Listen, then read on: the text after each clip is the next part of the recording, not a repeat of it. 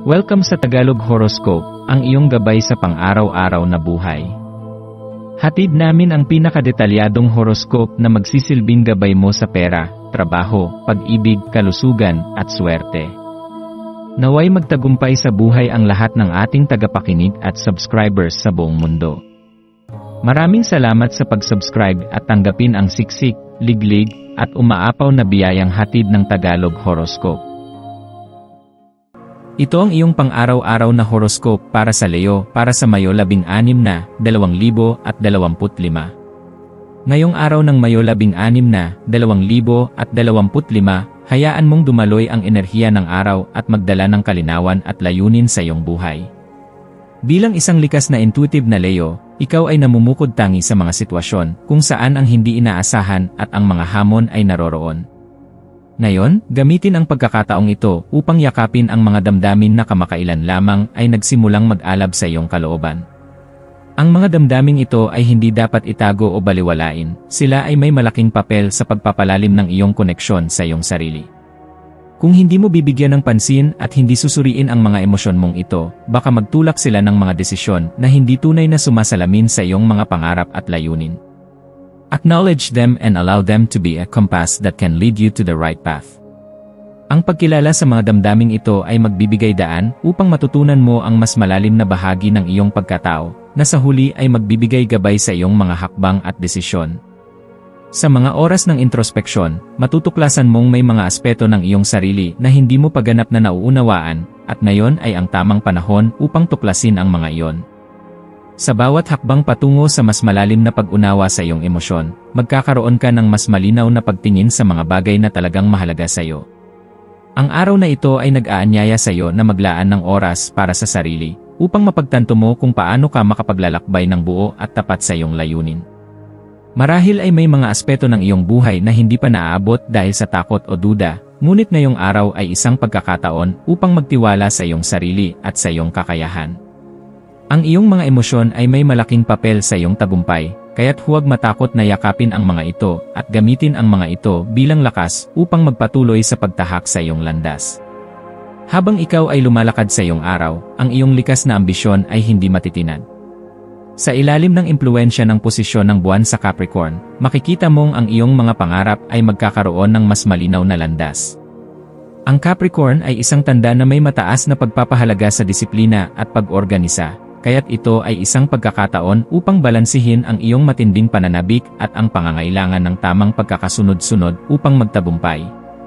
Ang iyong likas na impulsiveness at desire for adventure ay kailangang sumailalim sa isang sistema upang maging mas produktibo at matagumpay. Sa mga pagkakataong ito, pinapalakas ka upang magtakda ng mga konkretong hakbang at gawain na magsusustento sa iyong pag-usbong. Ang iyong mga pangarap ay magiging mas makakamtan kung susundan mo ang sistematikong pamamaraan at ilalagay mo ang iyong mga ideya sa konkretong aksyon. Sa kabila ng iyong likas na kasiglahan at pagnanasa, ang disiplina na dulot ng Capricorn ay magiging iyong kaalyado sa pagkakaroon ng katatagan upang malampasan ang mga hamon na darating sa iyo. Huwag mag-atubiling gamitin ang mga ritual tulad ng isang seremonya ng apoy upang i-channel ang iyong panloob na enerhiya at bigyang daan ang iyong mga pangarap at pagnanasa habang pinananatili ang kaayusan at disiplina na magiging susi sa iyong tagumpay. Ang apoy na magsisilbing simbolo ng iyong lakas at kagustuhan ay magiging gabay sa mga susunod mong hakbang. Sa mga malalaking desisyon na kailangang gawin, maglaan ng oras upang mag-isip at magmuni. Sa mga ganitong pagkakataon, hindi mo dapat hayaang magtakda ng panghihinayang o pagkabahala ang iyong mga desisyon.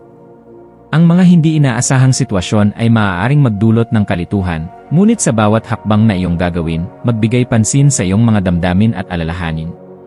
Hindi lahat ng desisyon ay laging madali, at hindi lahat ay makakamtan agad. Gayunpaman, kung ikaw ay magpapatuloy na magtiwala sa iyong sariling pagkatao, makikita mo na ang iyong mga desisyon ay magdadala sa iyo ng mas mataas na pag-unawa at sa huli ay magiging gabay sa mga susunod na hakbang patungo sa tagumpay. Magiging mas matatag ka sa bawat hakbang na iyong tatahakin, at bawat desisyon na iyong gagawin ay magdadala sa iyo ng mas malinaw na pagtingin sa iyong mga pangarap. Ang iyong kakayahang magsanay ng self-control at disiplina, pati na rin ang iyong lakas na hindi matitinag sa harap ng mga pagsubok, ay magiging susi sa iyong pag-abot sa mga matataas na layunin. Sa bawat hakbang na gagawin mo, magtiwala ka sa iyong kakayahan at huwag matakot sa mga pagsubok na darating. Sa katunayan, ang mga pagsubok na ito ay magpapaalala sa iyo ng iyong lakas at tapang. Hindi mo kailangang matakot sa hindi inaasahang mga pangyayari, dahil ang bawat paghamon ay may layunin na magturo sa iyo ng mga mahahalagang aral. Huwag kalimutan na ang iyong pasyon at ambisyon ay hindi nasusukat sa kung gaano kabilis mo nakakamtan ang mga layunin, kundi sa lakas ng iyong determinasyon at pananaw. Ngayong araw, ang kulay na magiging maswerteng gabay mo ay pula, isang simbolo ng iyong lakas, tapang, at pasyon.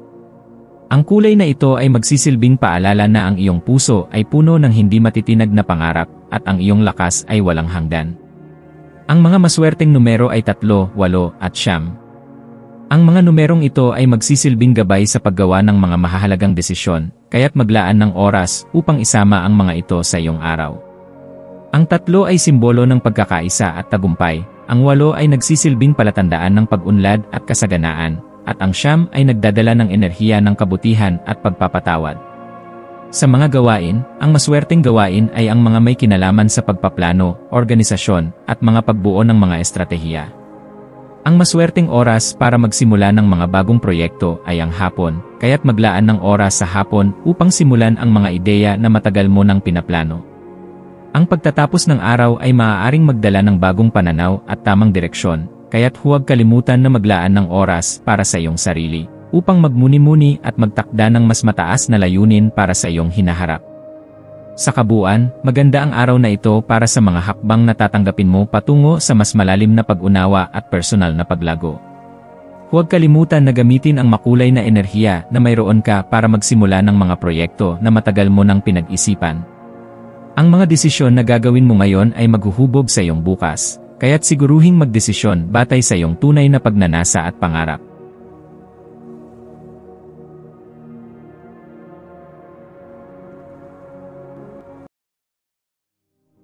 Tayo ay magkaroon ng kaunting sandali upang ipagdasal ang lahat ng mga dalangin ng ating mga subscribers, na sana'y matamo nila ang kanilang mga pinapangarap sa buhay, magandang trabaho, mabuting kalusugan, payapa at masayang pamumuhay, at siksik, liglig at umaapaw na biyaya at kayamanan.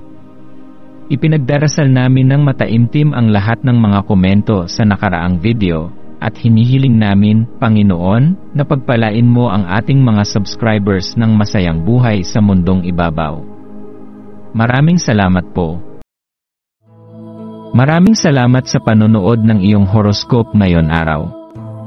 Naway gabayan ka ng mga bituin sa iyong landas.